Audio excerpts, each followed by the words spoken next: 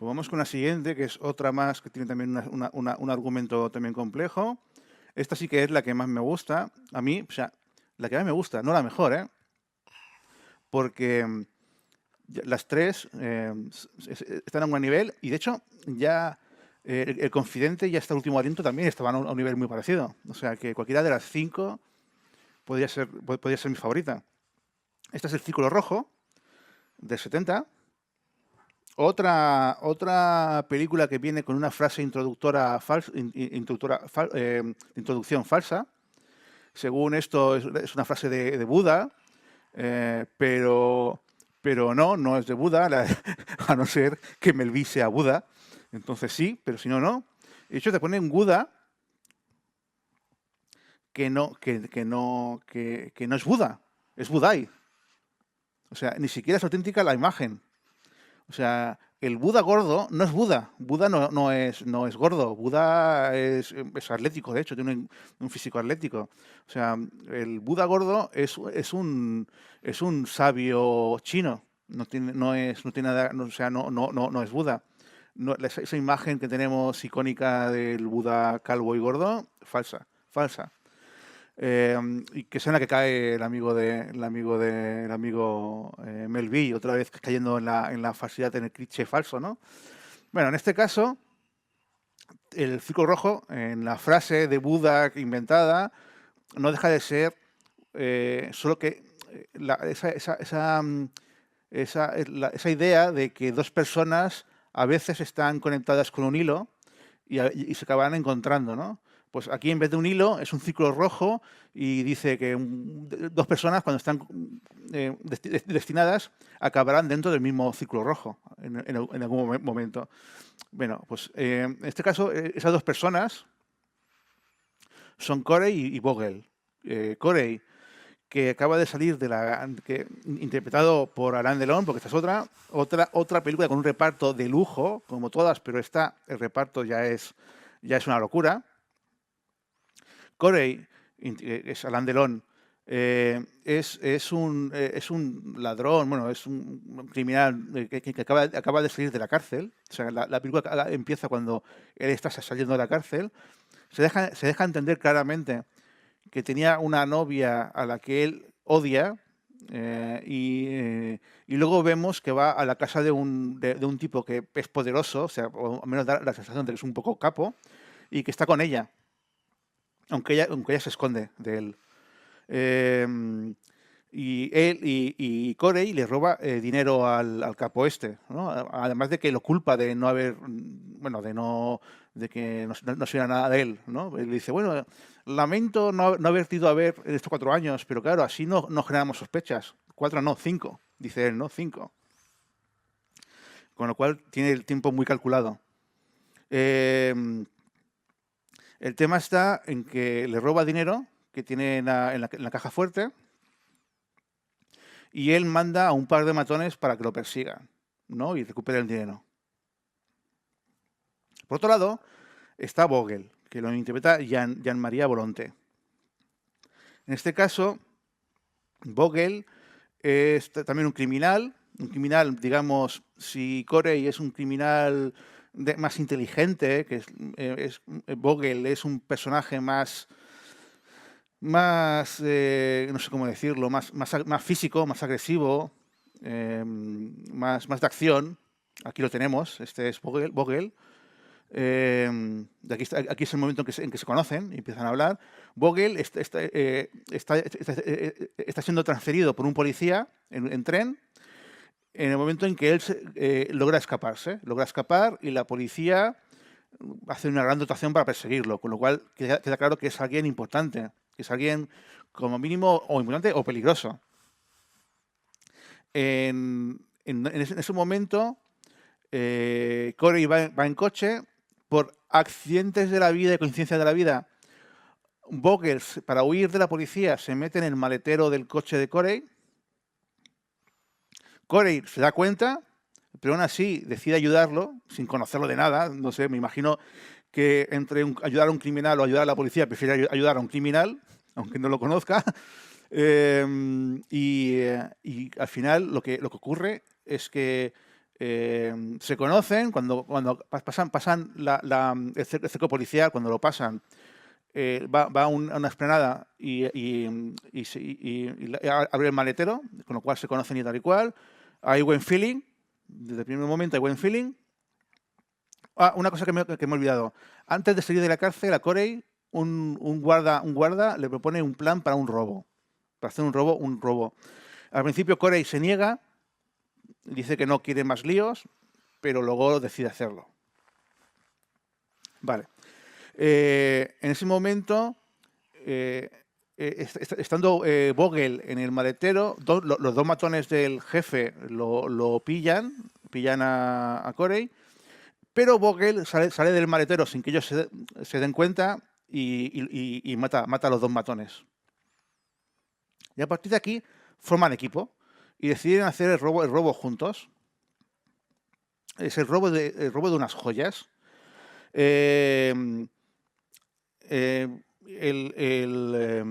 Corey tiene contactos con un joyero que bueno puede comprarle las joyas, o eso espera. Pero para poder entrar necesitan un tirador, alguien que tenga una gran habilidad para disparar, básicamente para abrir un dispositivo.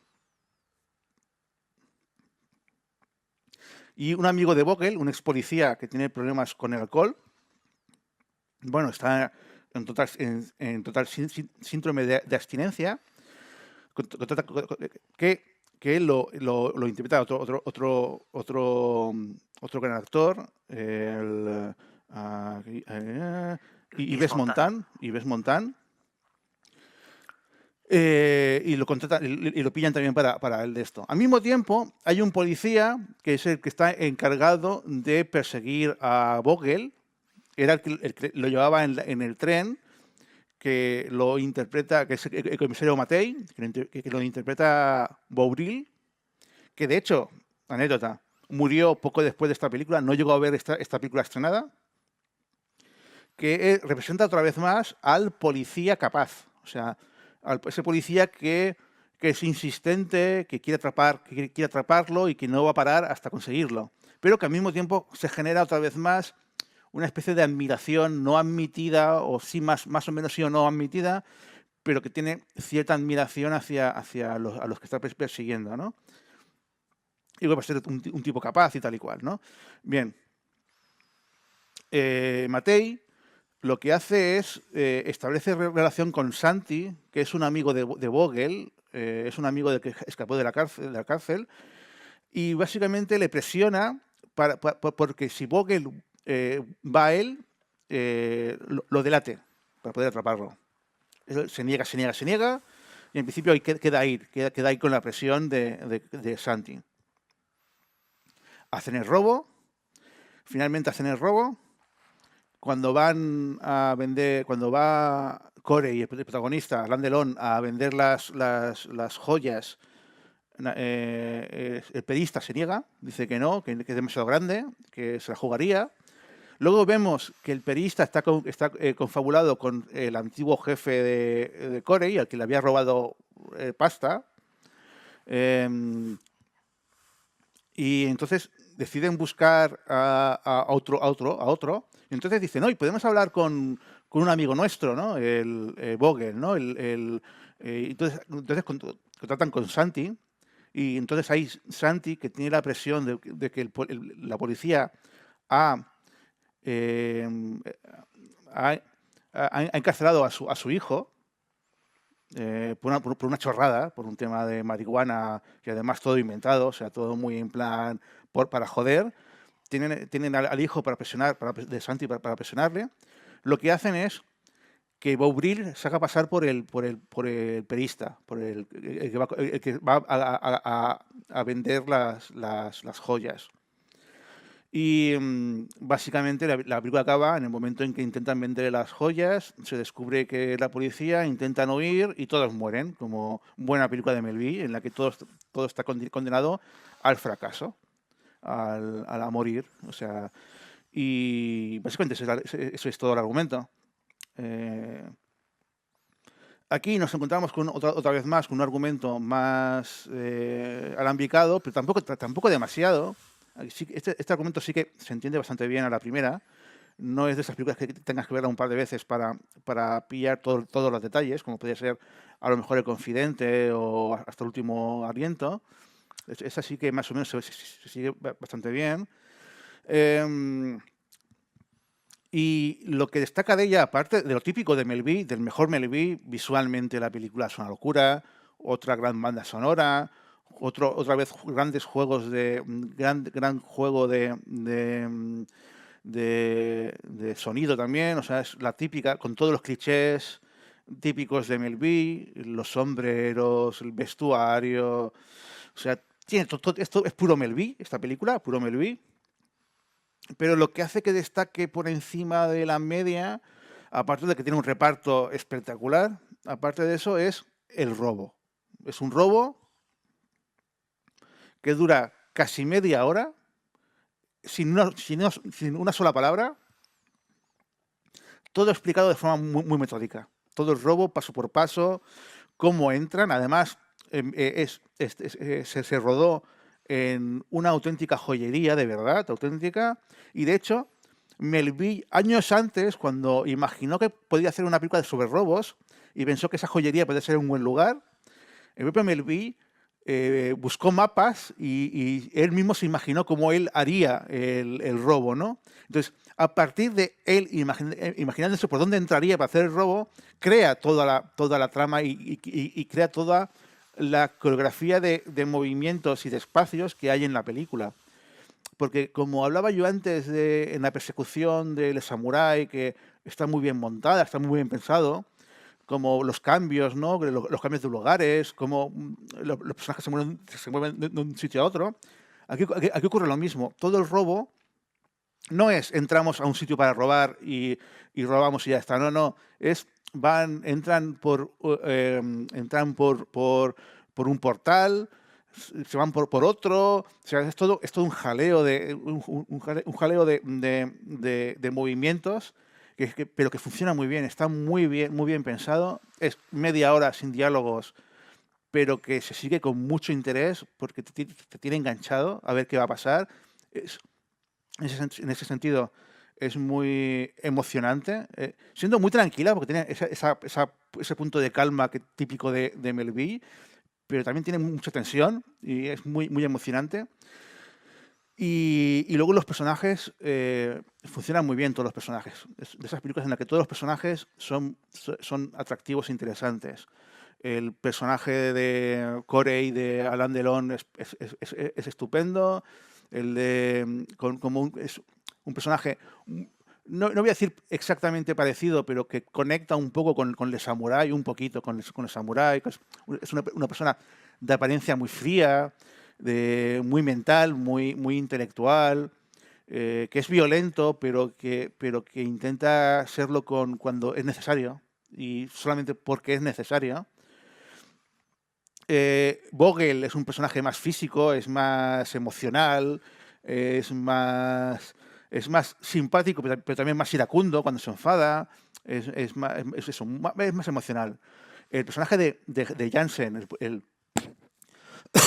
el ex policía, que con problemas de alcoholismo, que es el tirador, está muy bien. Y ahí ves, Montan lo hace muy bien. Es un personaje que aparece a media película, pero que te engancha, o sea, no voy a decir te enamoras, pero empatizas con él muy fácil. Te cae bien y empatizas con él. El comisario también está muy bien también. El comisario es un personaje que realmente funciona muy bien como esa persona que, que sigue la investigación de forma muy metódica también, muy seria, que tiene capacidad de mando. Y no sé, eh, todo funciona muy bien en esta película. Y Oscar, te dejo que hables tú. Sí, yo conecto un poco con esto último que has dicho de... Perdona. Con esto último que has dicho de del comisario, ¿no? Del personaje este tan interesante, ¿no? Siempre hemos visto en las películas de Melville este contrapunto policía criminal, ¿no? Yo creo que esta película es el mejor ejemplo, ¿no? Es el para mí es la mejor construcción del policía, de todas las que hemos comentado o vamos a comentar. Y, y es por una razón, es porque es un personaje que tiene cierta... que Melville intenta cuidar un poco. ¿Vale? Por ejemplo, Ujú. le vemos un par de ocasiones llegando a casa después de una larguísima jornada de trabajo, seguramente Ajá. después de pasar 2 o 3 días sin dormir, llega a casa y lo primero que hace es dar de comer a sus gatos. O sea, es un personaje que rompe con esa, un poco con esa visión que todos tenemos del policía duro, del policía macho, ¿no? Del policía que, que no tiene vida propia, ¿no? Este personaje es viudo, perdón, y lo sabemos porque vemos una fotografía de su mujer y porque vive solo y porque cuando llega no hay nadie en su casa y tiene que, como decía, tiene que alimentar a sus gatos y con un sencillo plano en el cual vemos llegando a entrar a la casa, entrar al salón, vemos que hay que el salón da a la cocina, abre la puerta de la cocina, saca de la nevera la comida, se la da a los gatos. Con solo eso, luego en el otro lado vemos la puerta del baño que abre el baño, abre el grifo del agua caliente para ducharse. Con todo eso, con solo eso ya nos explica cómo es el personaje, ¿no? Y luego también lo vemos hablando con el superior, ¿no? El jefe de la Ujú. policía, ¿no? Que le trata con cierta condescendencia y que le dice, todos los hombres son culpables. Porque Matei hasta cierto punto tiene la esperanza, ¿no? De que una cierta esperanza en la humanidad, ¿no? Y, y vemos como el personaje al final tiene que un poco tiene que darse por vencido y llegar a esa conclusión, ¿no? De que realmente no hay nadie bueno, ¿no? Y un poco, por, por eso digo que quizás la figura del policía es la mejor construida de todas las películas de Melville y le da mucho interés, ¿no? Y actúa como un contrapunto muy eficaz respecto a los de a las figuras de los otros 3 personajes que has Ujú. comentado, ¿no? De Alain Delon, Volonté y Montan, ¿no? Aunque yo, eso de que él al final acepta que todos son malos, yo creo que sigue con dudas, ¿eh? O sea, porque al final, si tú crees que la gente es mala y mueren, no deja de ser un éxito. Al final, mira, menos gente mala en el mundo, ¿no? Pero cuando acaba la película y tú ves que para la policía es un éxito y tú a él no lo ves feliz. De hecho, tiene un punto apesumbrado. Es como... Es, es muy agridulce para él el final. Sí, seguramente tienes razón. Pero sí, seguramente. Lo que me refiero es que al final se tiene que dar por vencido en el hecho de que él, como buen profesional que es Es- tiene que engañar al malo, ¿no? O sea, convertirse en malo, ¿no? sí, sí, De alguna forma. De hecho, se hace pasar por un perista, ¿no? Que punterista. está... hay un gesto muy significativo de él, ¿no? Que es que cuando ha hecho ya el trabajo, ¿no? Del cual no se Bueno, siente ti- orgulloso, se quita los anillos, ¿no? ah, Lleva unos anillos de oro, ¿no? Para hacerse pasar por un personaje rico, ¿no? Que tiene dinero, ¿no? Y lo primero que hace es como se los quita como con asco, ¿no? con asco, Como, sí, con asco. Es como con desprecio a eso. Pero es más que ah, él se convierte en un criminal. Es mucho más que eso. Que engañar, haciéndose pasar por un periodista, es peor. Porque para eso, Santi ha tenido primero que engañar a Santi. Y lo que ha hecho para engañar a Santi es encerrar a su hijo por una gilipollez, por nada, para presionarlo, pero lo que hace es otro policía presiona al hijo y el hijo intenta suicidarse y acaba hospitalizado. ujú. O sea, o sea, sus acciones sus acciones, aunque acaben con éxito, tienen un precio a nivel humano. Ujú. O sea, Sí, y sí. es un precio alto. O sea, podía haber acabado la vida de un chaval Sí, inocente. porque él, de hecho, incluso está cuando se produce la primera entrevista que tiene con, una vez porque él se ha fugado, ¿no? Sí. Cuando se produce esa entrevista con el superior, ¿no? Jerárquico, él le plantea incluso la posibilidad de dimitir, ¿no? Le dice, no, si tengo que dimitir, dimito, ¿no? Porque, claro, es consciente de que ha cometido un error, ¿no? Dejándole escapar, ¿no? Hasta cierto punto. O sea, se ha fiado demasiado del, del esto. Y el otro le echa en cara un poco que quizás es un poco un personaje un poco ingenuo porque cree que los hombres, los seres humanos, pues tienen ciertas oportunidades de comportarse, de hacer el bien, ¿no?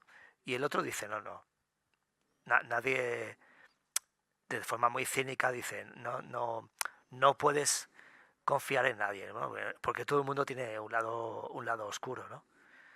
Y todo el mundo es culpable. Y esa, y esa sentencia tan categórica dices, bueno, ¿qué, qué, tú te preguntas, bueno, ¿qué pinta un poco en esto? Tampoco es una reflexión que hiciera falta, ¿no? Para seguir con el argumento y para mostrarnos lo que hacen los otros personajes y todo. ¿Por qué la plantea Melville, no? Quizá Melville porque siempre busca huir un poco de siendo un cineasta que hace películas de género y busca siempre darle un cierto empaque, ¿no? A esas películas, ¿no? Sí, sí. Huye de argumento, a ver si me Sí, explico. el cliché de buenos muy buenos y malos muy malos, por ejemplo. Exacto. Huye un poco de eso y busca siempre que nos hagamos preguntas, ¿no? Respecto a los personajes y cómo actúan y nos paremos a pensar también nosotros en qué haríamos, ¿no? Sí, sí, Eh, Melville no es nada maniqueísta. no, Le no. gustan mucho las luces y sombras en los personajes y, y en esta película es muy evidente, es muy, muy evidente. El bueno, el policía, hace cosas muy malas para para atraparlos, y los malos serán malos, porque lo son, no son buenos, pero hay cierta amistad, cierta camaradería que es mucho más cálida y mucho más humana y más cercana que la que hay entre los policías. O sea, tú ves más buen feeling entre los ladrones que entre los que están para atrapar a los ladrones, que son en teoría la ley y el orden y son los buenos, en teoría, ¿no? Por ejemplo, la idea de que el ex policía que cuando muere dice otra vez la policía tarde, ¿no? Algo así viene a decir, no tiene una visión amarga de la policía, pero es mucho más que eso. Es un personaje que está atormentado. Cuando lo vemos por primera vez, está teniendo un delirium tremens por la abstinencia tremendo, una pesadilla mal rollera y angustiosa. Y tú ves, es un personaje patético, vive en un piso sucio, pequeño. eh, ves un personaje que está destruido. Y ves como el robo y un poco también la amistad con los ladrones le hacen recuperarse como persona. Sí, de Sí, sí, hecho, incluso se lo dice a Alain Delon, ¿no? Le dice, gracias por hacer que los que viven dentro del armario ya no tengan tanto poder sobre mí, ¿no? Alguna frase similar, ahora sí, no sí, sí, sí. recuerdo. Que él se queda como dentro del armario que me estás Sí, sí, contando. sí, no sabe a qué se refiere, pero nosotros sí lo sabemos. Sí. Sí, sí. Y está muy bien porque tú ves un personaje que está destruido y que justamente participar en un robo le da vida. Eso es muy interesante, ¿no? El cometer el crimen le hace sentirse mejor consigo mismo y crecer. Que aquí vuelve a haber un momento súper guay, que es cuando el tipo crea sus propias balas. Es como, joder, cómo mola. El tío. Sí, además luego se lo explica, dice, no, mira, he puesto una parte de estaño, otra parte de antimonio, no sé qué, historias, otra parte de no sé qué. Entonces eso hace que la bala, cuando llega a su objetivo, alcance una velocidad X y tal y cual A y tal pascual, ¿no? distancia A hace. tal distancia y el otro se queda como que coño, este tío sí que sabe. Dice, no, y lo mejor es cuando dice, y esto lo aprendí de un policía. Y no, y no es uno cualquiera, es el jefe de los jefes. Sí, sí, Es, sí, sí, es el cabrón. Es el sí, cabrón sí, es el cabrón de todos son malos. sí, sí, justo así, justo, sí, sí. Mola mucho Melville, mola mucho. Es que mola. Es que la palabra es que mola. Sí, sí. Y, ¿sabes? Por ejemplo, mira, aquí hablando antes hablaba de Lino Ventura y el amigo MLB, que no se hablaban durante el rodaje de Ejército de las Sombras, pues aquí ocurrió algo parecido. Y ocurrió con Volonté. Con Volonté. Volonté que Eh, es... ¿Sí? por cierto, Volonté, recordemos que es el malo de la película Por un puñado de dólares, creo que es. No, no me acuerdo ahora mismo, no me acuerdo. No me Sí, acuerdo. una de las tres de Sergio Leone, de la trilogía de... Pues bueno, eh, Volonté acabó hasta los huevos, hasta los mismísimos, del perfeccionismo con el vestido, con la vestimenta que tenía Melví, ¿no? Decía, joder, está más preocupado por cómo me he visto que por cómo actúo. Y acabó, pero acabó enfadado de irse del rodaje y estar 2 días desaparecido, sin ir. Y ser Alain Delon, que tuvo que ir a buscarlo y volvió al rodaje, pero volvió sin hablarle a Melví. O sea, que era como joder. Y mira que Melví no tenía especialmente mala fama. Pero luego te enteras de las peleas que tuvo con actores y dices tú, joder, y de cosas suyas y que dices, madre mía, debió de tener una personalidad muy, muy curiosa. Porque no hablarte con un actor, además un actor importante, y además siendo la segunda vez que te pasa, ¿no? Que sepamos, ¿no? sí, sí, bueno, ya luego te contaré algo del rodaje siguiente, del último, que también hay anécdota así rara. Sí, Y algo que me llama la atención de esta película es aquello de la película favorita de no sé quién, ¿sabes? vale. Pues aquí me encontré dos nombres rarísimos que la ponían esta como su película favorita. Y es Jean-Pierre Dardenne y Jackie Kaurismäki. ¿En serio? Sí, sí, sí, sí. Los dos, bueno, Dardenne la pone como peli favorita, que bueno, ya Dardenne es de los hermanos Dardenne, cine social, pero del más seco, del más duro, del más, o sea, de cine europeo social potente. Nada de cine social con humor agradable. No, no, no, no. Cine social del neorrealismo más, bueno, post-neorrealismo más duro y exigente para el espectador. O sea, director que tiene cero piedad por el espectador y que hace unos dramas muy chungos con un fuerte trasfondo social. Y Kaurismäki, que es finlandés loco, que te hace esas películas tan minimalistas, pero al mismo tiempo tan divertidas. Y también muy sociales también. O sea, son cineastas que no, dices tú, ostras, qué poco les pega en principio la MLB. Bueno, a Kaurismäki a lo mejor por visualmente alguna cosa, pero tampoco, no, pero tampoco le veo mucha conexión. Y sí, sí, la tienen como en un altar esta película.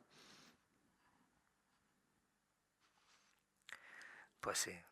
Y hay un detalle, eh, a veces Melville lo que hace es recuperar cosas que ha hecho en otras películas y las vuelve a utilizar. Y eso no lo hemos comentado, pero ocurre en varias películas. Ujú. Sí, sí, Pero aquí se ve muy claramente en el tema del rifle, de cuando disparan, sí. que recupera la idea que ya había usado hasta el último aliento, de que el tirador tiene un visor para ver, para apuntar, y se lo quita y dispara sin el visor. Sí, en este caso lo que hace Jensen eh, él ha preparado un trípode, ¿no? Para sujetar el arma y que el tiro sea totalmente preciso, ¿no? Y, y en el último momento coge y lo quita, saca el rifle y apunta manualmente, o sea, apunta, hace así, pum, y dispara. Y los otros se miran, hay no se limita a hacer eso, Melville, sino que hace un juego de miradas de los otros dos, ¿no? De los otros dos ladrones, se miran incrédulos como, ¿qué hace este tío? Dice, hemos traído a un experto tirador que se lo ha preparado todo y en el último momento hace un acto de chulería de voy a disparar a mano, ¿no? Además, mola mucho que cuando se están recogiendo para irse, el tirador se queda en la puerta unos segundos mirando donde disparó.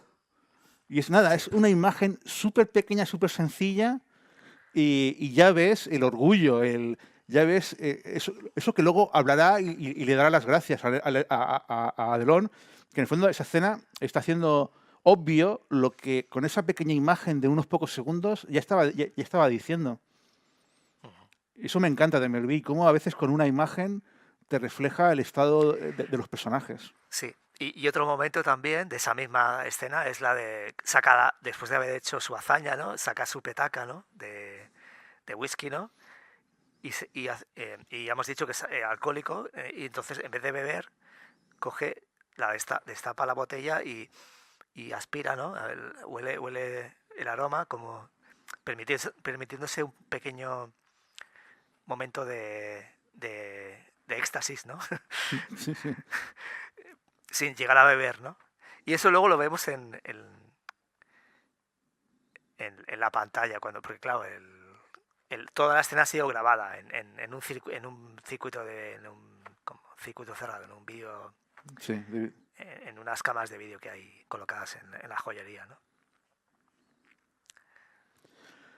sí, sí, y no sé, yo tengo la sensación de que podemos hablar de muchas más cosas, pero De no que sé nos si... dejamos muchas cosas, seguro, sí, sí. Eh, no sé, un poco volviendo al principio de la película, sí que me gusta mucho cómo Melville monta la Sí. primera parte, ¿no? Porque él dice, bueno, podría coger, primero cuento la historia de la fuga y luego me voy a Lendelon, a la Y, historia de Lendelon. ujú, No, la va montando de forma paralela, sí. ¿no? Y además juega con una cosa, por ejemplo, vemos el plano del policía, o sea, el policía y el que luego se fuga, Vogel, van a un coche cama, se meten en el coche cama del tren, y Vogel simula que duerme. Y, y lo vemos ahí acostado. Entonces vemos al policía que no se permite el lujo de dormir, haciendo guardia, y vemos un primer plano de él, y a continuación vemos un primer plano de alguien que está durmiendo, y al principio pensamos que es Vogel otra vez. Y no, y vemos que es Alain Delon en la prisión, durmiendo en la prisión. Ujú, sí, sí. Que es cuando se produce el momento en que llega al guardia y le explica su plan de robar la joyería, ¿no? Y la propuesta que le hace, ¿no? Que en el fondo ese inicio es el título de la película, es el ciclo rojo. O sea, son las dos historias que se van entremezclando hasta que se encuentran. Sí. O sea, es justamente el momento del ciclo rojo ese que dice en la frase del inicio de la película. Ese inicio es que es otra cosa que también me enamoró de la película. Toda esa parte, eh, me encanta la imagen de los policías cuando se despliegan por el campo. Es brutal, porque ves un montón de policías con los perros. Y De dices hecho, tú, es un plano que he puesto antes, cuando estabas explicando, es un plano que he puesto, que es, puse. es brutal. Y también, como he dicho antes, el encuentro entre los dos me parece magnífico. Cuando abre el maletero y se encuentran cara a cara, que es una escena muy bien ideada, con los típicos frases entre lacónicas y frases de macho alfa, guays, de tipos duros, ¿no? Pero que rápidamente genera un buen rollo, o sea, no decir buen rollo, sino un compañerismo entre los dos. Rápidamente pasa del ¿por qué me has salvado? ¿No? ¿Por qué no sé qué? ¿No? La tensión, ¿no? Ujú. Deja la pistola y te lo digo, ¿no? O sea, esta tensión y ves cómo rápidamente surge una química entre los dos, ¿no? Y está muy bien conseguido y muy bien rodado, mezclando primeros planos de los dos, frontales, con planos generales laterales, muy bellos, de una gran belleza. Eh, todo el arranque me parece magnífico, magnífico. Posiblemente junto con el robo son los dos grandes momentos de la película. Es Sí. que Melví, creo que lo comentamos, sabe empezar muy bien las películas, el cabrón. Ujú. Casi siempre, ¿eh? Con el de Samurai también. O sea, tiene inicios muy potentes el cabrón. Sí, sí. Sí, en el Ejército de las Sombras que comentamos hace poco, ta- también es un curioso inicio, ¿no? Sí, Me gusta también mucho ese momento sí, sí. en el camión de la policía, ¿no? Cuando lo llevan como... que en realidad lo llevan allí como si fuera un simple delincuente, ¿no? Tampoco se sabe muy bien Sí, sí. que es un Un jefe capo. de la resistencia. Luego lo descubren, ¿no? Pero, pero al principio lo toman como un vulgar delincuente, ¿no? Sí, O sospechoso, no sé. que es en plan, no os fiéis de él porque es más inteligente de lo que parece. O sea, hay como una especie de informe sobre él, pero no lo captan como, o sea, es más en plan, cuidado con él, porque no sabemos realmente quién es, pero no lo tienen fichado como alguien importante dentro de la resistencia. No son conscientes. Pues ese momento en el cual van dentro del camión, el camión se detiene para que uno de los gendarmes vaya a una granja a coger comida, porque claro, es una época de guerra, hay hambre, ¿no? Escasez, Y sí. escasez, y hace una parada técnica, ¿no? Y mientras tanto, eso da la excusa para que el policía hable con Dino Ventura y un poco el policía como que como que le pide disculpas, ¿no? Yo creo que Por estar no, colaborando con los nazis, ¿no? no, es peor todavía, es peor. Es cuando empiezan a hablar sobre la cárcel. Sí, te llevamos hasta esta cárcel. Ostras, es una cárcel que, que, mm, que la hicimos para los alemanes, para O cuando... sea, le Para, dice, de hecho estarás muy bien, porque estarás muy cómodo, porque es una cárcel que hicimos para los oficiales alemanes. sí, sí. Y lo Eh, bueno es que dice... eh, y bueno, y ahora podemos aprovecharla. Ahora por fin podemos, o sea, porque claro, como los alemanes nos invadieron tan rápido, no nos dio tiempo a tener a ningún alemán encarcelado. Pero bueno, ahora podemos por fin aprovecharla, ¿no? Y él dice con mucho sarcasmo, qué bien, ¿no? Qué bien, menos mal. O sea, es un momento, o sea, para mí el guardia, más que pedir disculpas, es muy inocente, no se da cuenta de lo absurdo que es que además le esté explicando que, ostras, qué bien que podemos aprovechar por fin el campo de concentración, que se está haciendo uso. Que lo creamos para los alemanes, para albergar alemanes, y claro, como se quedó vacía, y ya por fin estamos haciendo uso, ¿no? Como, lo dice hasta con ilusión, ¿no? Como, ostras, qué bien. Y cuando se da cuenta, cuando el otro le dice, ¡oye, qué bien, ¿verdad? Y dice, el otro se queda con cara de hostia. Se queda como, ¿sabes? Con la sonrisa forzada. O sea, tiene mucha ironía y yo creo que refleja muy bien el absurdo de la situación. O sea, para mí es un momento de absurdo.